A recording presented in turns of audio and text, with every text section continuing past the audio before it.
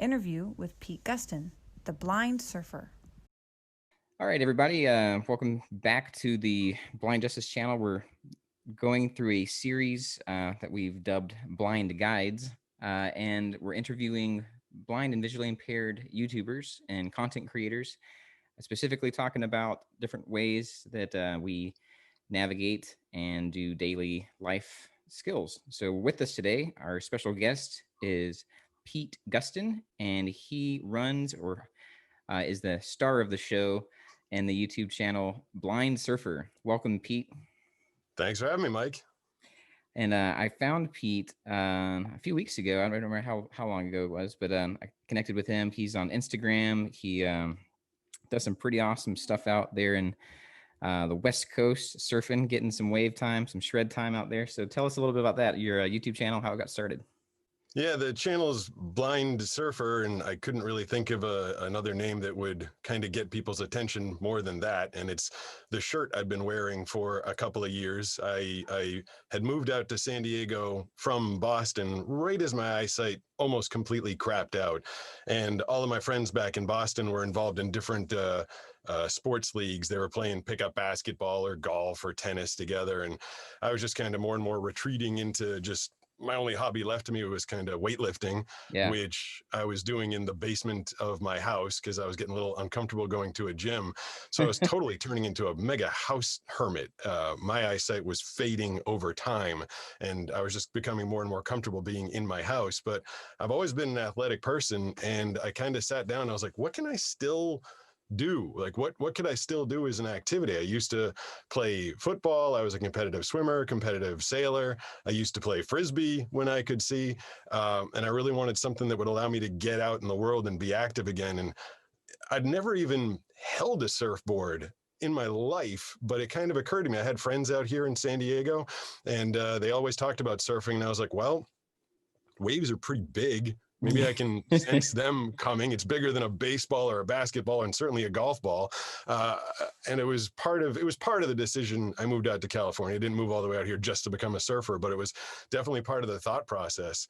And came out here and taught myself, and did quickly come up with the shirt that I wear on the channel that says Blind Surfer. Because when you're out there in a pack and you can't see anybody around you, it's best that they know that I can't see them. So I was trying to make it really obvious. So I do wear a shirt that says Blind Surfer, and it kind of seemed like an appropriate name for the channel when we launched that. Yeah, I think that's common for skiers and a few other sports where there's a lot of movement and fast-paced action going on. Have you ever tried any skiing since being I used to ski. The last time I went right up the backside of a woman that I didn't see at all. And she was very displeased. And I was with a couple of friends that kind of ushered me out of the way with apologies. I think one of them tried telling the woman that I had visual impairments, and the other one went with, "He's drunk, sorry." Nice. I was like, either way, I'm off the slopes for this foreseeable future. Yeah. Well, that's how I found you, because I have a shared passion of surfing, and I got into some wake surfing a couple of years ago through a veteran nonprofit that does surf therapy with wounded veterans. It's called Wake for Warriors. And then I just wanted to put any feelers out there for other sight impaired surfers, and I actually typed in blind surfing or blind surfer, and then you're the first thing that came up. So that was pretty cool. Google. Yeah, right. It works. Yeah. I think there's a couple videos. There's a younger guy. I don't know. Well, at the time of the video, he sounded like he was a younger guy. I want to say South America or Central America. Derek Rabelo, I forget. Yeah, I think he's a Brazilian that he did a whole journey. I believe his journey was he wanted to surf pipeline, a giant wave out in Hawaii.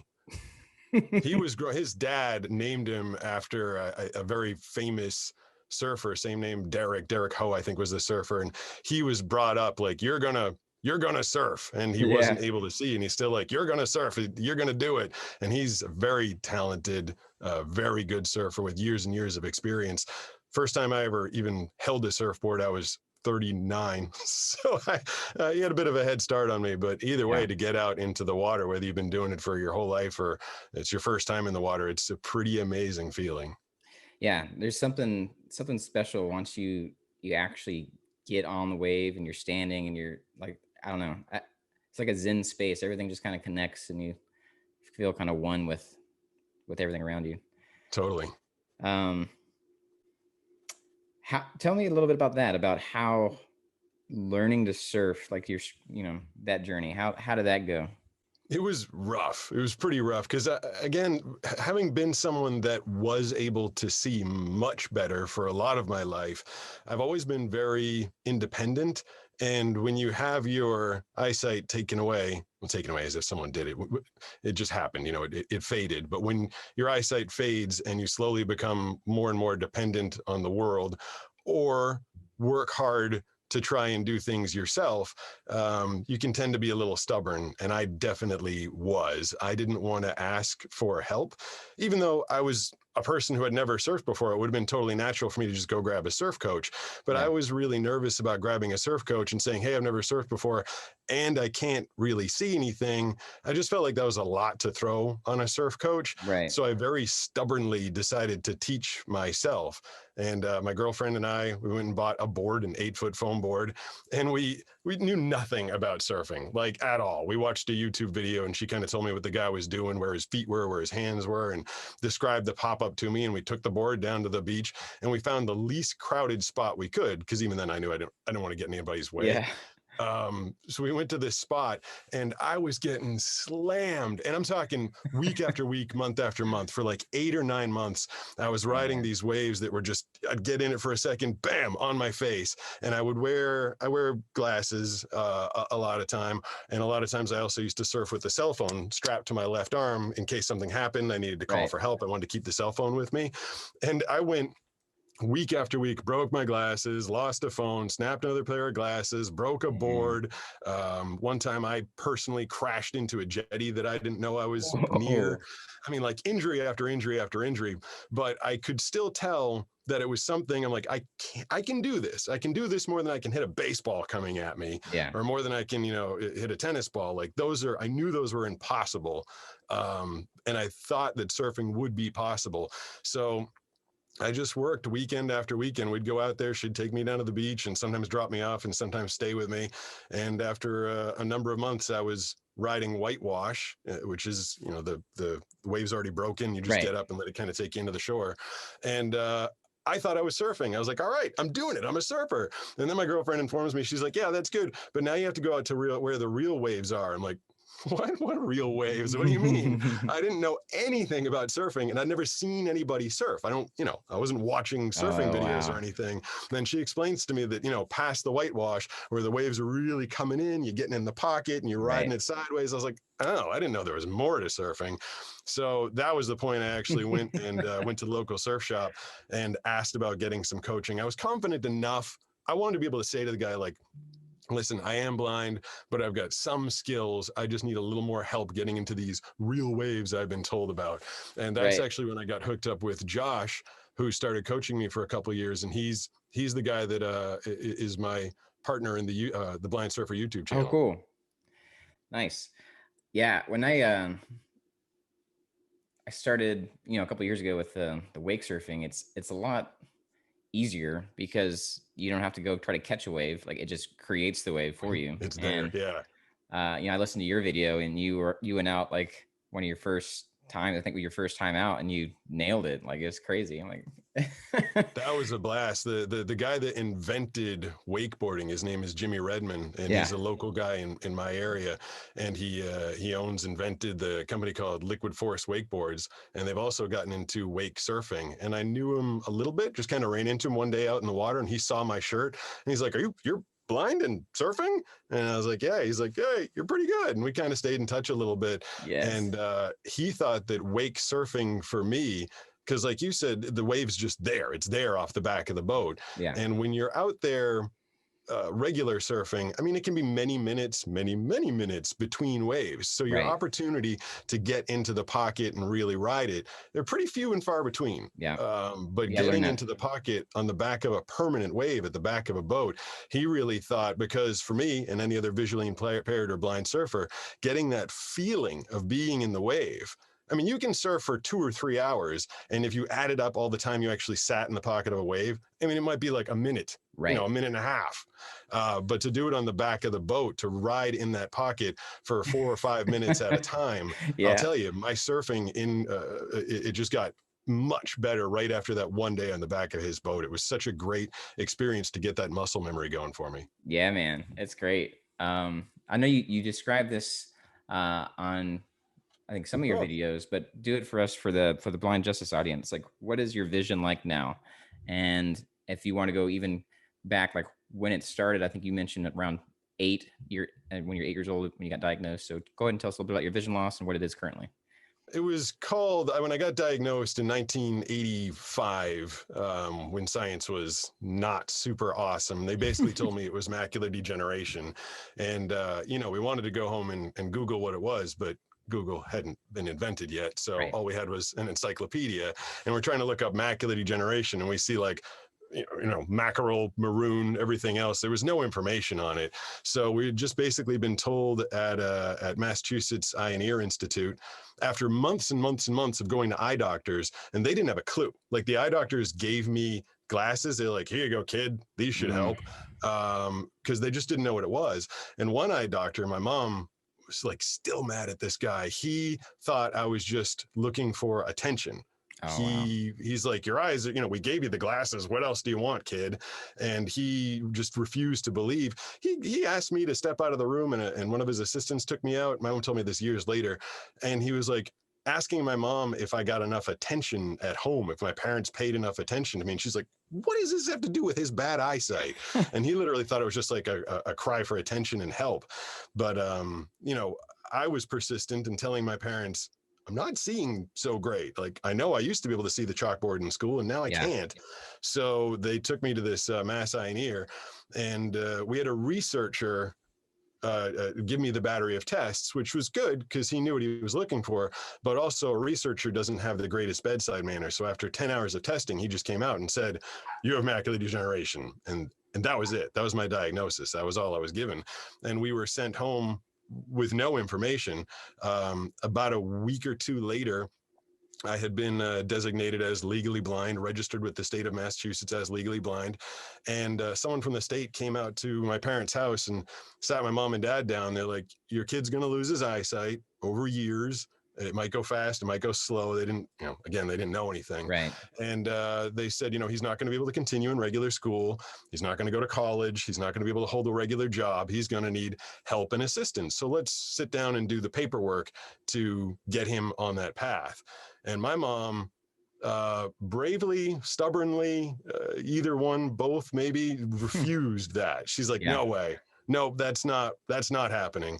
And they didn't enroll me in the special school. And there's some great ones in the Boston area. There's a Perkins School for the Blind. I mean, there's great care, but I think she figured that mine was going slowly and I'd be able to make compensations for as long as I could. So she kept me in regular school, and I got through high school, but all along the way, I would encounter people that didn't believe or just wanted to say, you're blind, you can't, even when I was graduating high school, how in your senior year you go to your guidance counselor and they help you pick out a college. My guidance counselor, like, I went down and I had a list of colleges. I wanted to go to Harvard, Tufts, Boston University, Cornell, because I was a pretty good student. And she laughed at me. My guidance counselor was like, oh, well, that's cute that you think you're going to go to college, but the workload in college is so much more than in high school. You just visually, you'll never be able to keep up. This might be the one time you want to bail and, go into some state program and get some, what's it called, assistive training or something like that. Right. And again, me and my mom and dad, my family, we all sat down. They're like, no, we're going to do this college thing too. So I did. I ended up going to Boston University. But every year, my eyesight did get worse and worse. And I went from large print books in elementary school to books on tape in high school. And, I went to college and couldn't see the chalkboard at all. And I used to ask the professors, if you're writing something, can you say it out loud? And sometimes they did, and sometimes they didn't. But I always wanted to make my own compensations and follow the path that I thought I could when I was a little kid before the diagnosis had come down. So currently, if you had to describe your vision to the audience, what is it like now? It's really hard to make someone understand, and I get this a lot on the channel, and I think a lot of people with visual impairment that have channels or all friends or people, it's either the world thinks you either have nothing or you're fine. Right. And so if people ask, like, do you see black? And I say no, they're like, oh, well, then you're fine. It's yeah. I so wish that I could just like put my eyesight on. It would just be so much easier to just show them. Yes. But the best thing I've been able to explain is it's a garble for me, especially these days. Things used to be somewhat clear or clearer. It was like a little out of focus, but these days it's a total kaleidoscope of a mess of nothing. And the brighter it gets, the worse it gets. Yeah. I get people on the channel like, I see you walking around your house, you're fine. I'm like, dude, if you can't close your eyes and walk around your own house, that's your problem. People find a way around your house with your eyes closed shouldn't be a difficult task. we get the same thing. Like right now, I'm grabbing my glass and picking a glass up to drink a glass of water. Like, how did you do that? Like, I put it down a minute ago. I put it like, there. Yeah. But so these, and I try, the one thing I think that makes a little sense to people is I still have some input coming in, and then I use my brain, deductive reasoning. If I'm on the sidewalk and there's a blur coming a little bit closer, chances are it's a person. Sometimes I'll see that blur, and sometimes it'll be in an area where I've got no vision and I don't see it at all. But if I see a blur and it's moving toward me, that's a person. However, if it happened to be Bigfoot or an alien or an escaped monkey from the zoo, my brain would still tell me it's a person. Right. So it's all garbled. It's kind of a guessing game, and I guess wrong sometimes, and I guess right sometimes. But it's all a matter of trying to apply. Like you said, I put the glass there. I'm the one that did that. If I'm out in the world and I'm crossing the street and I hear a noise and I sense something, like that's probably a car. Like it doesn't take a lot of brain power to figure out how to do these things, but it sure would be a heck of a lot easier if I could actually see them. Yeah. Sometimes it's the noise. Sometimes it's the lack of noise. Sometimes it's the combination of the both. Like when there's something that was making noise and now it's stopped, and like, okay, well that stopped over there. It's probably still in that area. If it was a car, an engine, something like that, or somebody running that you can hear, people, that's the other thing. Like people don't realize how much noise you make just walking around, running on a bicycle. Like, oh, he was on a bike. How'd you hear him? Like, bicycles make noise. Like, what are you talking about? Yeah. It's really funny. Like the way you describe your vision, the kaleidoscope, that's how I describe mine. It's big, blurry, overlapping mess. Like there's no, distinct anything. There's a bunch of colors, but they're amorphous. It's like I give my toddler a bunch of colors and then, he throws it up, in paint. Just, it's going to be a big overlapping, Yeah, as if Jackson Pollock tried to depict the world for you. That's what it looks like. With what I have going on, light, like it makes it worse. So I, like you said, but it also can trigger migraines for me. So I almost always have, my hat on and my dark glasses on, and even if it's really bright light, I'll even close my eyes, like out walking around, just complete, shut them and try to protect from the light.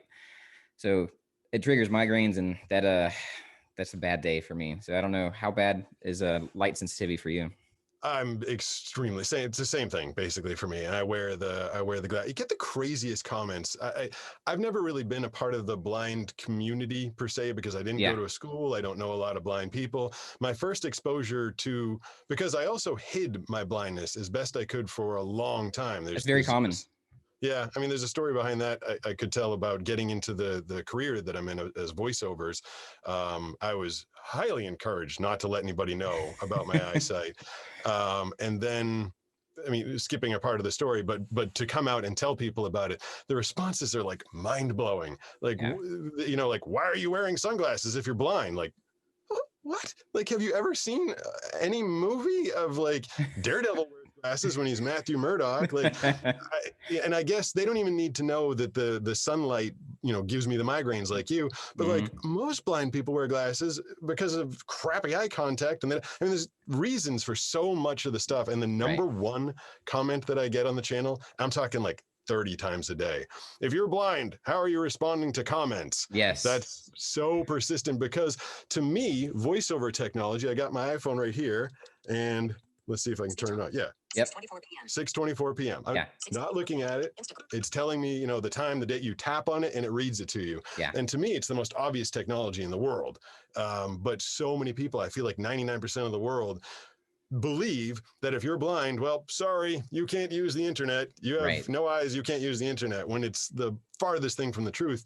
And again, if you use just a little bit of brain power, like Alexa and Siri and Google Home, like there's nothing to look at. You can still use those devices by speaking to them. Yeah. So I feel like people could figure that out. But again, I don't blame the people for these questions because they just haven't been exposed. Blind people are it's few and far between. You're spot on. It's lack of understanding, lack of exposure. And I think with that, I think it's misinformation. They're going off of old information, stuff from movies, stuff from TV shows, or even having a loved one, an older loved one that that has vision loss, or and I got that before. My grandma's legally blind and she drives to the grocery store, does her shopping and comes home, so she's fine. I'm like, well, your grandma's get better eyesight than me. right. Or the other way around. Like, well, my grandpa was blind and he wasn't able to do anything. He had to have grandma do everything for him, Right. So that happens when you lose your eyesight at 75 or 80. You're just kind of shutting down. Yeah. But yeah. It happens when you're younger. It's a little different story. I did a blind rehab, like an inpatient thing with the Veterans Affairs, and I was the youngest guy by like 50 years. Wow. Yeah. So it was mainly a bunch of old, crusty vets, and it was great because we had community time together, meals and everything together, and just sharing stories. But with that, I was really impressed with them because they were kind of finding out all the stuff that I was doing. Like I was just like chomping at the bit for more and more, like give me more training, give me more, gadgets, like just give it to me, like a fire hose, just, full bore. And I kept showing off the different things that I learned, to the guys, like, you guys do this yet? You guys check this out? And they're like, wait a minute, what? And so it was really cool because they then kind of took on that attitude of, well, I can do more. Like, yeah, I can do that. That seems simple. I can figure that out. But I think that's what it's really common. I don't know about the blind community so much because I don't have too many blind friends. It's kind of like you, but in the veteran community, with the VA, it's very common that you don't know what's available as far as resources and training and devices, and unless you happen to talk to the right person and they tell you, Right. And so that's kind of what this channel. One of the things we're doing with this channel, with this series anyway, is we're going to try to expose different technologies, different techniques that the different people with visual impairment and blindness use. So we covered voiceover. You use that on your phone, I'm sure, for practically everything, right? Yep, everything. What kind of note taking do you usually use? I don't really take a lot of notes. I because of, this started when I was very young, and people in school and college and high school, you're taking notes. Yeah. I was writing the notes when I was in class, but was never able to read them. And I kind of developed this ability, the physical process of writing for years. I could remember what I wrote.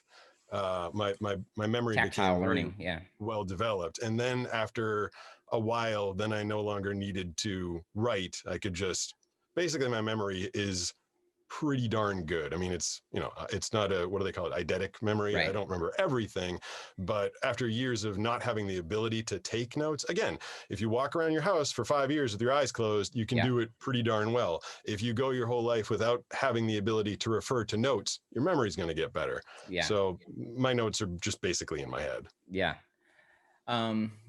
For walking around, mobility, do you use a cane at all? Just recently, and I was pretty bummed that I had to go that way. I actually got the cane in secret. I didn't even tell my girlfriend or my parents. I think the first time my parents saw me with the cane was on the YouTube channel. Oh, really? I just didn't, I'd been a starting member of my football team in high school. And like I said, Yeah. playing a bunch of active sports. And then to, fast forward a couple decades and I'm walking around with a cane, like, that's not, that's not where I wanted to be. Is it But a I also long realized cane, white cane? It's a white cane, and I carry a really compact one that I can flick out. Yeah. And it's more, for me, it's less about helping me not walk into things, and it's more about letting people know I might not see them. Right. And most of the times I use it in conjunction with my dog. My dog's Doberman, full-bred Doberman named Super Dog, and Yeah. he hasn't been trained as a service dog, but my eyesight started getting really bad basically when I got him. And he's a smart dog. He's a Doberman. Everybody loves their dog, and I think he gets it. He gets it. And so I will put him in a little vest, and I grab the cane, and I'm much more comfortable. And I got to say two things, like my first experience with the cane. One, most people, I feel like, get out of the way, which was kind of liberating for me, like not to have to worry about, like, does this person see me? Do I see, am I going to get, and my terrible, awful eye contact, they don't know where I'm looking. Right. Like, to be walking down the street with the dog and the cane, like, that was kind of like, hey, this is great. I don't have to worry about crashing anything. But then there's a good, like, 20% of the population that don't look at all. Sure. Doing. And I say 20, that's kind of generous. It might be like 30 or 40%. I mean, I'm walking down the street and I can tell, how you can just tell, like, there's that blob in front of you. I'm like, that blob's a person. And that person doesn't see me and my big ass Doberman and my cane that I'm waving all over the place. And, like, they're not moving. Right. It's a little astonishing to me that people don't catch all of that. But on the whole, it's a good tool for me to get around when I'm by myself. What about when you are accompanied by somebody's with you? Do you hold on to a shoulder and arm for guidance? Do you still use the cane? How's that? Again, it's a little bit of stubbornness. Like, I probably should use the cane, but I kind of, my fiance and we've had a term for a long time. We walk side by side. A lot of times I walk, like, in wing position, just a little bit behind her. And she'll tell me if someone's coming or something's coming. But if the road does get crowded, she'll say, be a duck, how mama ducks follow, or the baby ducks follow the mama duck. And so be a duck means, like, get right behind me. And so I can stay right behind her and avoid anything that might be coming. We'll hold hands in a particularly crowded area. She's very attuned. When we very first started dating 8 years ago, I didn't need any of that. Things might sneak up on me every now and then, but now things sneak up every 2 seconds, and she's aware, there's a big curb coming, there's people coming, there's a signpost in front of you. And the other person that's really good with that is my surf coach and my partner in the channel, Josh. He's also very aware of obstacles in front of me. He and I don't hold hands. That's just me and Maggie. But I will do the duck or wing position with him, kind of let him break the way in front of me as well. Cool. All right, so that's mobility. I use a white cane when I'm with people that know what they're doing, like my family. They help me out all the time with calling obstacles. I use a hat with the bill on it, like a baseball cap, to help be like a little extra obstacle detector. If I don't run forehead into something. I have a Sunu Band, SUNU, Sunu Band. It vibrates. It goes on your wrist. It's a little sonar. So it's really cool obstacle detection. You might want to check out. It's pretty neat. Oh, I had not even heard of that. That's pretty cool. Yeah, there's another one called the Buzz Clip, and that one just kind of clips on your chest. I tried that one for a while, and you get more coverage with the Sunu Band. It does a few more cool things too. Check out a channel called, I think it's The Blind Life. I think it's what it was. It used to be The Blind Spot. I think it's The Blind Life. He goes through and reviews all kinds of tech and stuff. So it's pretty cool. I'd never heard of that. Man, if a blind person could only use the internet, I could have found out about that. Man, yeah. Yeah. So that's my main mobility ones. What about navigation? Do you use what kind of apps do you use? Blind Square or anything like that for navigation? No, I really don't go a lot of places by myself. And when I do, we intentionally moved. I lived in the city of Boston, like in the city, which was getting to be a little difficult even before my eyesight got real bad. I mean, I was going to be a road pancake sooner or later if I stayed there.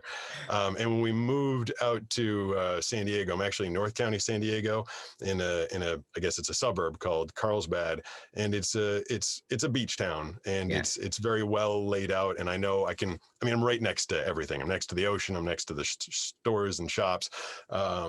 If you were to plunk me down in the middle of Pittsburgh, I'd probably just be really lost and confused and be calling you and saying, what's the name of that app? But mostly I know where I am, where I'm going. And if I don't, I've got someone with me.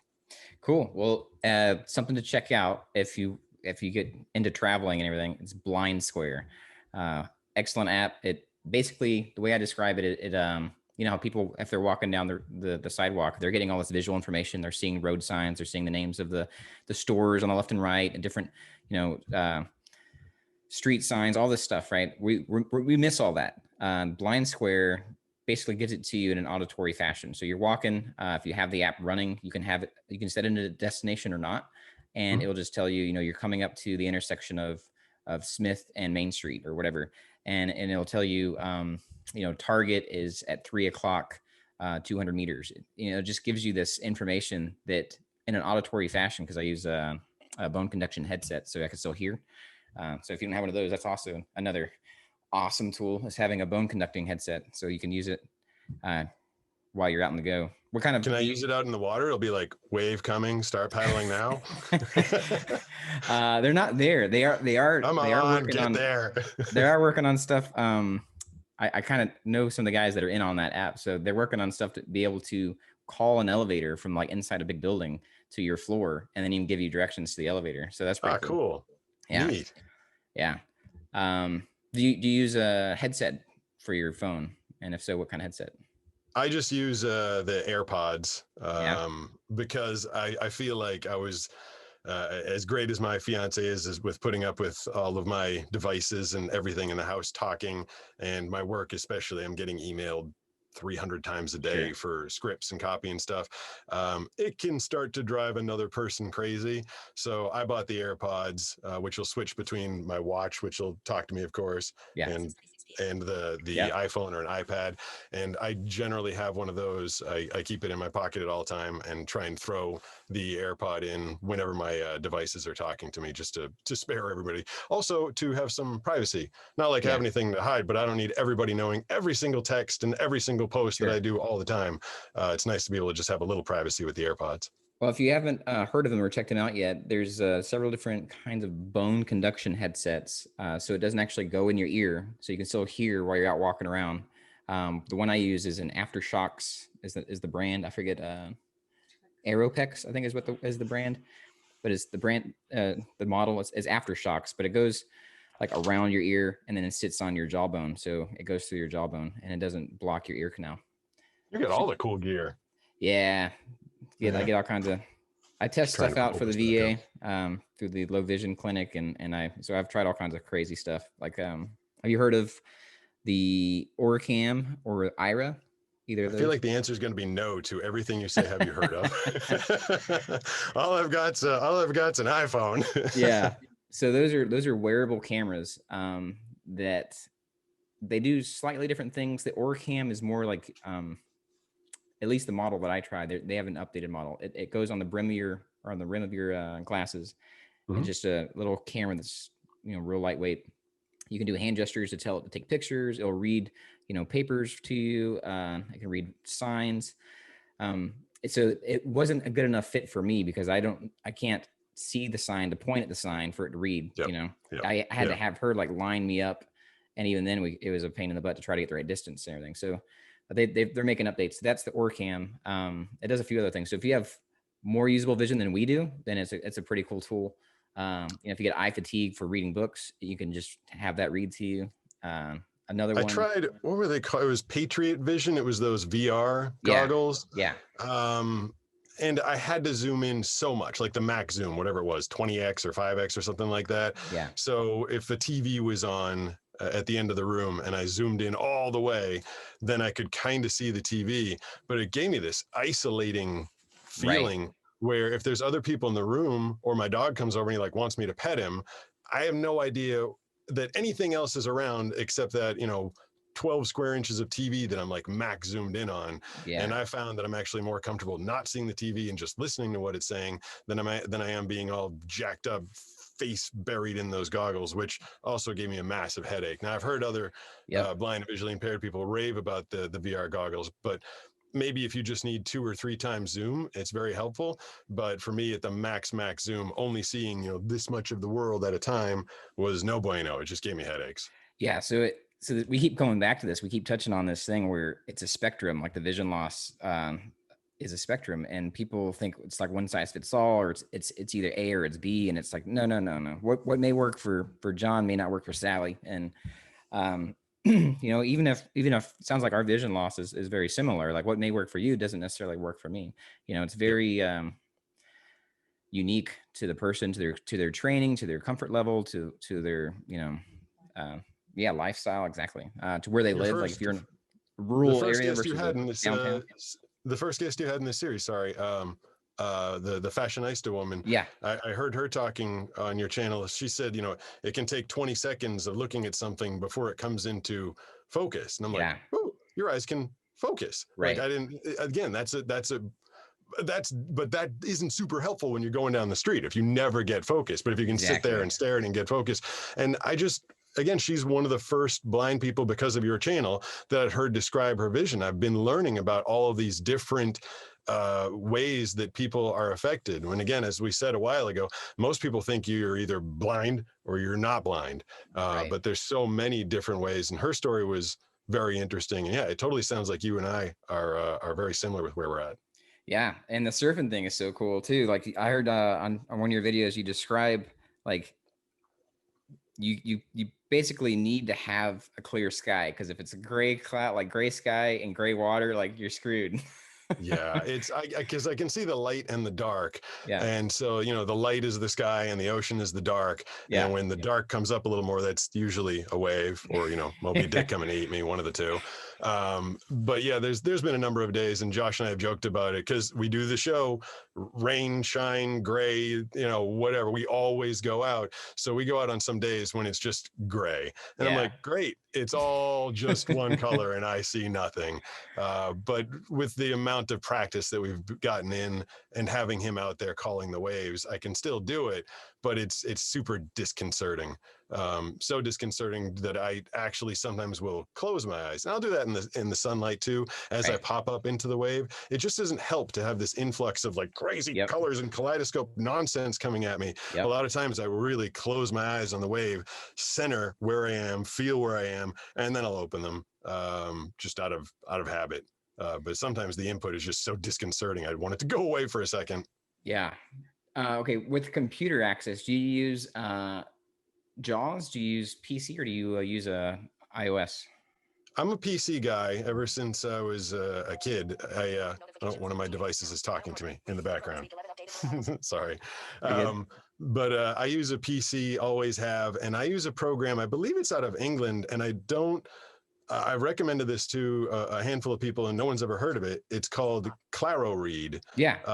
And it allows me to select what I want to be read. So I have some pretty giant monitors. I stick my face right up on it, and then I put the cursor over it. I can't see the words, but I know the words are there, if that makes sense. Right. And then it'll read it to me. But yeah, if you were to uninstall ClaroRead off my phone, I don't think I'd really be able to use a computer these days. I remember when I got it, I mean, the internet, you know, has a ton of information on it. I remember for the first few years of the internet, like I wasn't really able to read it. I'd grab a magnifier. I always have a magnifying glass with me. I got one right here. And I'd, you know, put the magnifier right up to the monitor and kind of read the words.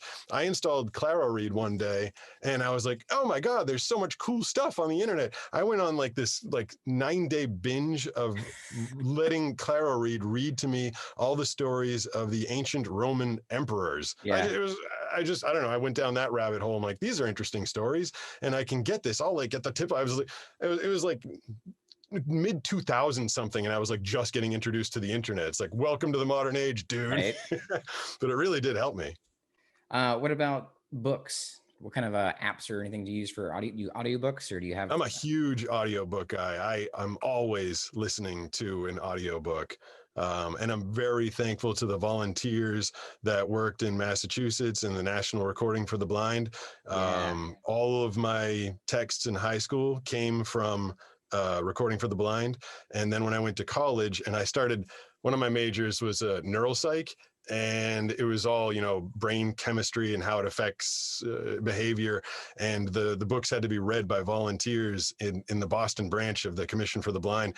And these poor people reading about axodendritic connections and the way Yes. serotonin is a reuptake inhibitor. And these poor people like axodendritic.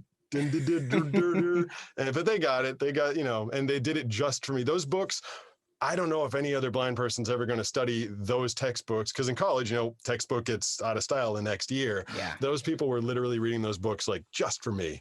Wow. And they really helped me get through Boston University. I wouldn't have been able to do that without them. So what app or what tool do you use? Do you use a talking book player? Do you use apps on your phone? I use I'm a member of Audible. So Yeah. I just, I download Audible books and listen constantly. Yeah. Audible's really good. There's a lot of apps out there. If you want, I can send you a whole list, but there's a whole bunch of ones. I probably have 9 on my phone from different audiobook things that I just bounce back and forth between. There's the talking book player. It's talking books. It's for the National Federation. No, that's not right. It's the talking book player. It's the National Library for the Blind. That's what it is. And they send out like this, it's like a shoe book size player, raised, like tactile buttons and everything. It has a little cartridge that you slip in. It's all free. You can get it for free. That's cool. Yeah. It's kind of bulky, but you know, you can plug it in, it can charge up. You don't have to have it plugged in. So it has a battery. You can take it with you. But then they have that same program made an app. It's called Bard, B-A-R-D, Bard. You can get it on your computer, and Bard Mobile for your phone. So it's really, really neat. Huge library of audiobooks, and it's pretty cool. So I know I like Audible. I actually wrote 3 novels, and 2 of them are on Audible. 3 of them are on Amazon, and I read one of them myself. I narrated it myself. Nice. That one, the 3 books I wrote debuted at number 1, and number 5 on Amazon in sci-fi. I was very excited about that. What are the books? Go ahead and plug them. The first one I wrote was called Wish by Pete Gustin. That one's narrated by Heather Masters, very, very talented narrator. Second one I did was The Skill Conspiracy, and I wrote and narrated that one. Okay. And the last one is I Talk to Atoms, and that one I have not narrated yet. It debuted at number 1, but narrating a book, I'm a voice actor, but I do promo trailer narration. I literally get paid to say in theaters this Friday. Like that's I'm the short form guy, and God love these guys that I got to meet a bunch of people that do audiobooks for a living. Like their living is waking up and reading for hours and hours and hours and hours. And I do, one project in 5 minutes and another project in 5 minutes. And for me, reading an entire book, even though it was my own words, it was a big project. Maybe I'll come back and narrate I Talk to Atoms at some point. But right now I take the money that I make from the books that I wrote, and then I put it right back into buying other people's books. So it's a nice little circle. Nice. So tell us about that. Do you use ClaroRead for your when you copy work, when you're doing your work, or what program do you use for that? Yeah, for the voiceovers, or for when I was writing the book? For voiceover. For voiceovers, absolutely. I'll put the, I'm in my voiceover booth right now, I think, obviously. I had Opus hanging out here. He fell down on me twice. But this is my booth. It's soundproof. And I'll put the text up on the monitor.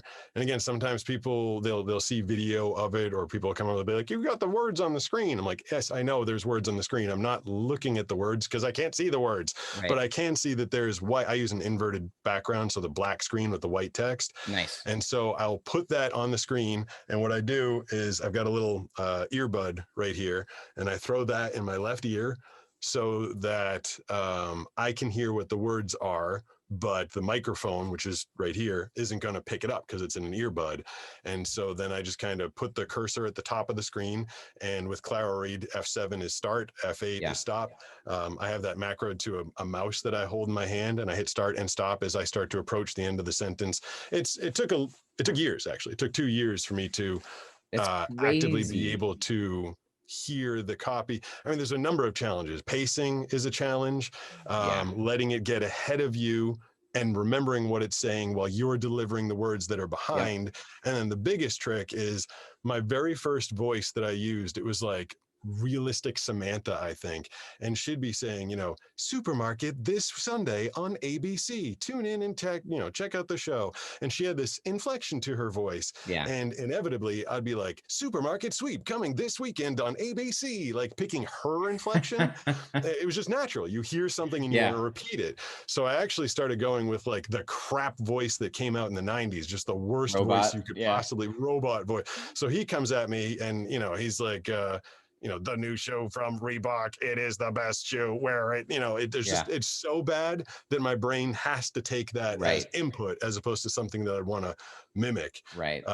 But these days, I mean, before my eyesight was really gone, I could use a magnifier and I'd look at copy and I'd memorize the copy and then recite it back. And you can only do that so many times a day. It's a process before you can memorize it word for word accurately. But these days, with the ear prompter and just throwing the thing in my ear, I can throw any piece of copy up on my monitor, throw the earbud in, hit go, and nail it the first time.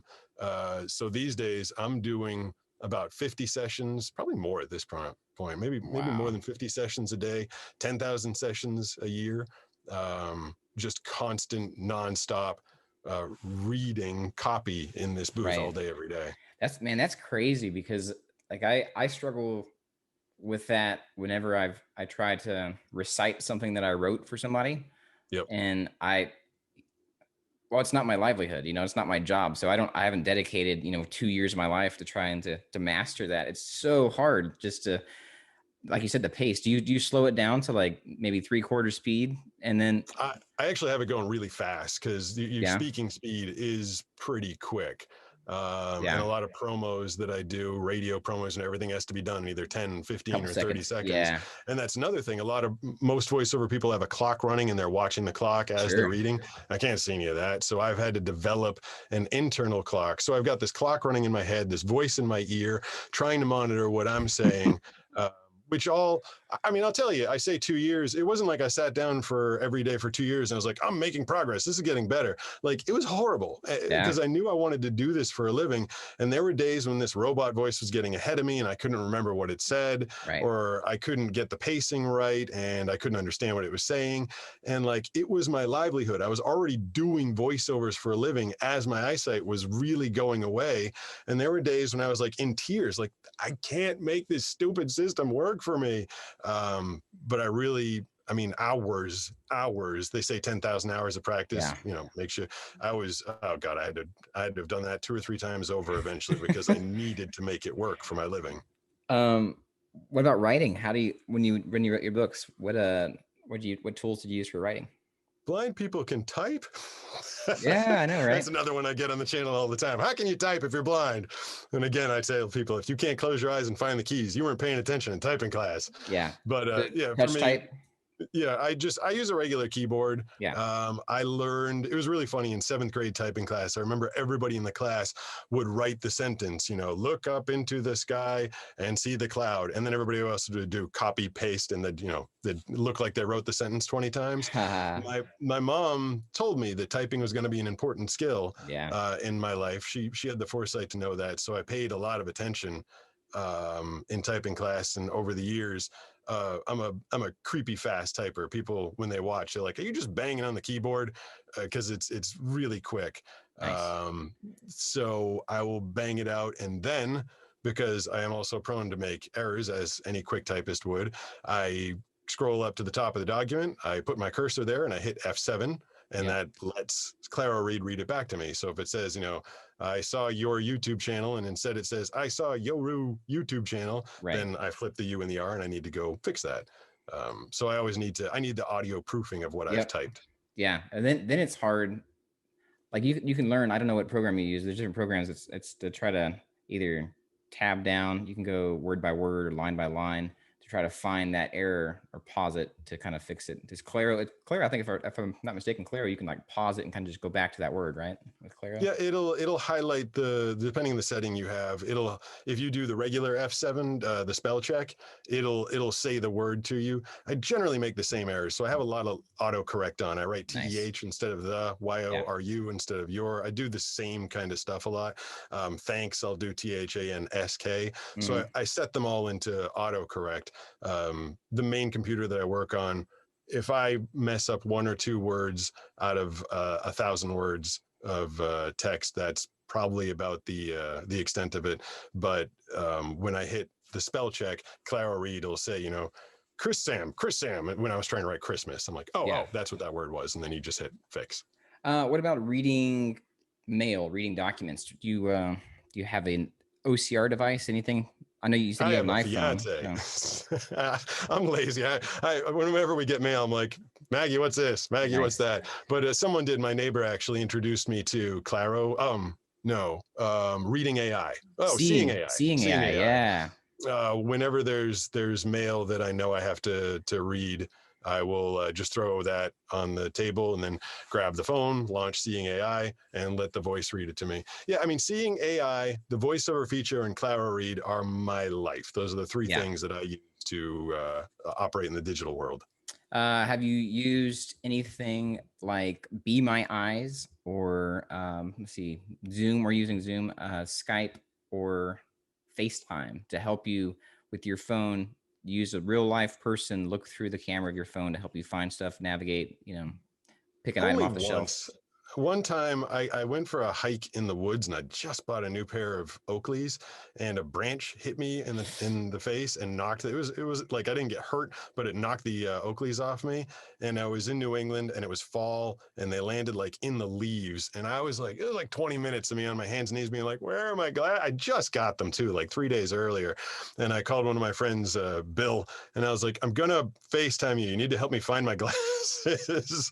And he couldn't even find them. They were buried in the leaves. That night, in the middle of the night, my girlfriend at the time, now fiance, we went into the woods. I knew where it was. I took a big log and laid it where I dropped the glasses, and she actually helped find them for me in the middle of the night. But again, I don't put myself in a lot of circumstances.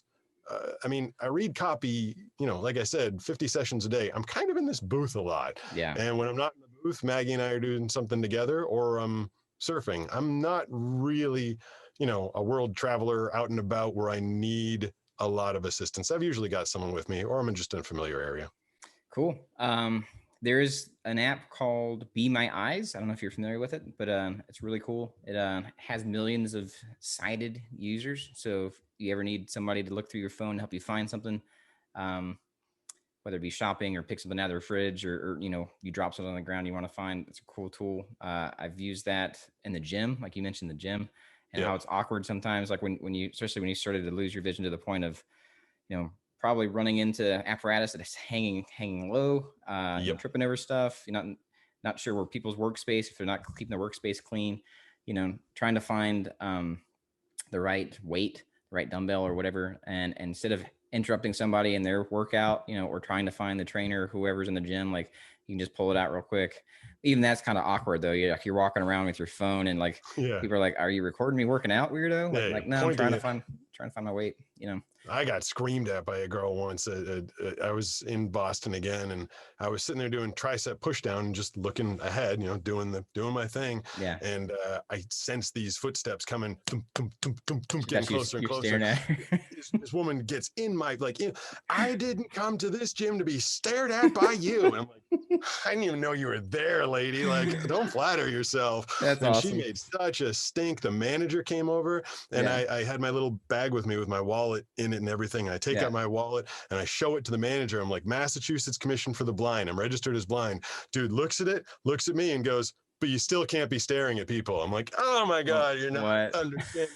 And it was such a scene too. And then everybody in the gym that was in that particular area with us, they didn't hear my defense. They just heard this woman screaming. Yeah. And then I'm like the creepy pervert that's staring at this girl while she's doing her workout. So that didn't go well. Yeah, I get that. I think sometimes people are like, what? You're looking right at me. I'm like, I'll be like walking down the street, or we're having a conversation, like, well, yeah, I can hear you. Like, I'm gonna Yes. point, and I had vision most of my life, so it's just natural for me to turn my head towards the person talking to me. So, Yep. yeah, I write that in comments 2-3 times a day. They're like, "You're looking at Josh while he's talking." I'm like, yeah, "Why wouldn't I?" yeah. I'm like you. Just look at where the noise is coming from.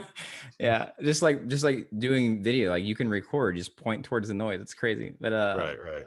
what about any difficulties other? I mean, you just mentioned a story, but any accessibility issues, like you trying to go in and use well, you said you don't really use too much assistive tech out and about. Who's that? Yeah, I mean, has a dog been kicked out at all? Any place you've been? No, the town I live in is super dog friendly. Basically, before the Rona, every Yeah, store here has a bowl of water out, and pets welcome. I think even the local Starbucks, you can walk in with your dog. Yeah, I've never had a problem with him, even though he didn't my eyesight wasn't bad enough when I got him. He was not a trained service dog, but right. like I said, he gets it. He definitely does. He'll help me navigate my way around. And he's behaved well enough that we've never had any issues being out and about anywhere. Right on. Do you have any questions for me? Anything else you want to add? No, I just I'm really excited that you found me. I hadn't been on Instagram my whole life. I thought it would be useless for Right. me. The voiceover feature, I can't really see the pictures Yeah. very well, but there are people that write stories or longer captions. Facebook works a little better for me because people are more wordy there. Yeah. But being on Instagram and being part of that community has helped. It helped us find a drone pilot for our channel. It helped connect us, Nice. and getting out there and doing this kind of stuff. I mean, like I said, I spent years hiding it. The very first voiceover agent I ever tried to get represented by told me that he would be embarrassed to represent me because I don't read copy like everyone else. I mean, he Wow. totally shut me down. He's like, "We're not going to work with the visually impaired person." I And bet that's why he's for kicking years. himself now. Yeah, I mean, it's funny. I wanna take that story and be like, I showed him, but I look back at it with years of perspective, and he wasn't wrong. Because I didn't read like everybody else, and I'm talking like the late '90s, where PC wasn't a thing. Yeah. I feel like the world has changed. If I said in '98, I'm blind and I have to work harder at things to do what other people can do normally, they'd be like, "Oh, that sucks," or "Geez, I don't want to hire that guy." I mean, you'd get that back then. I don't want to hire that guy. That sounds like a lot of work. Whereas these days, people have a totally different perspective.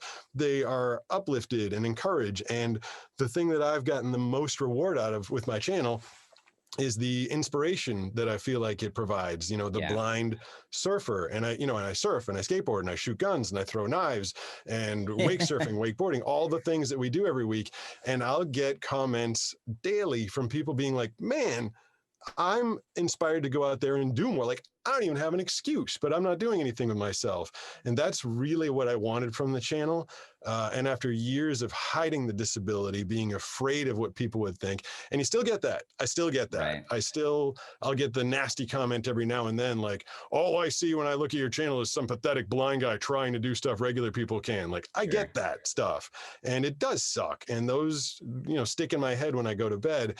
But the ones I focus on more are a woman in Kansas who wrote me a story, a mother of two with multiple sclerosis, and she said that she was using her disease as an excuse to not be an awesome mom. She wrote me a very personal letter Yeah. and said that watching the Blind Surfer channel, of all things, made her decide to try a little harder. Or a guy in Boston that lost his eyesight in an accident, used to be athletic, and decided that he could find his way to start doing marathons again. So Right. I hold on to those stories, and I'm really glad that despite sometimes I have to go to bed listening to people make fun of me, that the channel has been able to help some people. Yeah, man. It's really inspirational, and thank you for coming on. I love listening to your stuff, and I get a good kick out of it too, just because like you have a good sense of humor, and the crew that you have there is pretty cool. They're Hopefully amazing. we can shred together sometime. That'd be It'd be great. fun. I've tried wakeboarding a couple times, but my knees are so bad. Like I couldn't even get up, like the strain on the knees. So I haven't checked out your wakeboarding video. Were you able to actually pull it off? Yeah, same as wake surfing. One try fail, second try up, but didn't go. Third try, I was going on the third one. Yes. We were not on a wakeboarding boat though. We were just kind of like on a jacked up, like whaler basically. So the angle was really narrow. It wasn't like I was being pulled up. So I was just being yanked forward. So I did it. I took a bunch of rides, got up the third time, had a lot of fun. But for 2 weeks, I was like, oh, my shoulders are like out of their sockets. it was a little forceful on the yank up. Yeah, well, that's awesome, man. Like there's not many people with that level of vision impairment that are out doing that. I think there's one like on the pro circuit, like at the professional level. Was it last year? Yeah, last year in the wakeboarding world series down in Mexico. He's an older guy, and he's the first like wakeboarding guy to kind of do competitions. And it's just crazy, like that you're out doing that and pushing it, challenging yourself. It's pretty cool, man. Thanks a lot. Yeah, keep making the content, keep letting everybody know that if they want to do it, then they can figure out a way to overcome and adapt. And especially today's age, man, where we have all the technology and all these different tools available to us. Hit me up. You got our info. If you want a little more insight into different tools and things, I can give you a whole list of fun stuff, gadgets and stuff that I try out and things that I found that work and don't work, and love to share that info with you. But she'll probably load this interview video with all those different things that we mentioned. I'll be in the description and all that stuff, but I'll give you a whole bigger list if you want via email and everything, so you can try out stuff. Yeah, I'd appreciate that. That'd be great. Yeah. Anything else? No. Good. All right, man. Thanks for being on the show. Keep up the awesome work. And hey, if you want us on your show, I would love to come surf with you. I'd love to have you. We'll be a menace out there. Poor Josh trying to control 2 blind guys in the water. That's not asking too much from him, is it? That'd be awesome. That'd be so cool. It'd be fun. All right, man. Yeah, next year we'll have to do something. It's awesome. Yeah, we'll all get the vaccine and then we can go hang out again. All right, man. You have a good night. Thanks a lot. All right, Pete from the Blind Surfer channel.